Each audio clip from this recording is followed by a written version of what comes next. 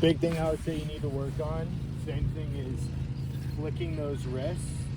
What I think you did really well at the end is that idea.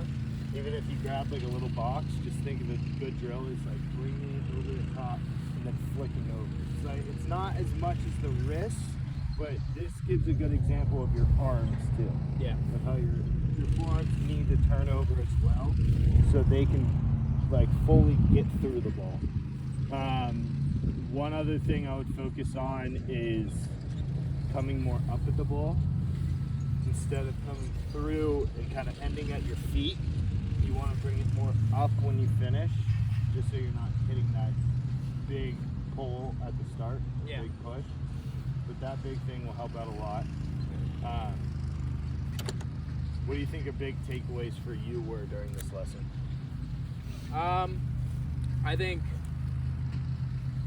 the number one, well, actually, I mean, there was quite a few, but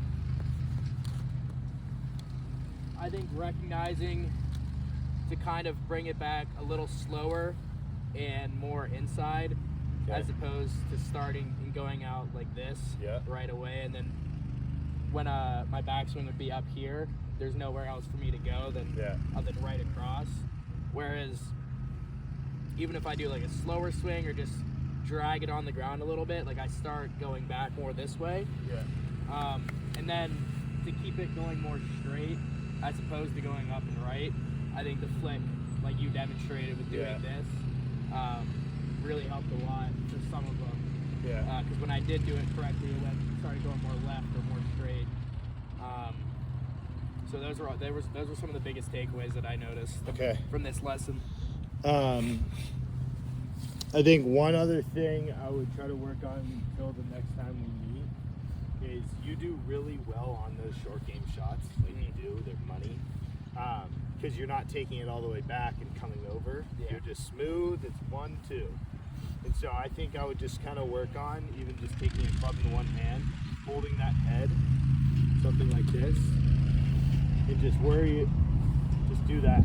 Like that motion right there is going to keep it so you can't go over the top. And you're just doing one hand all the way through. And as you get more comfortable with doing it shorter, just try to get a little longer with it.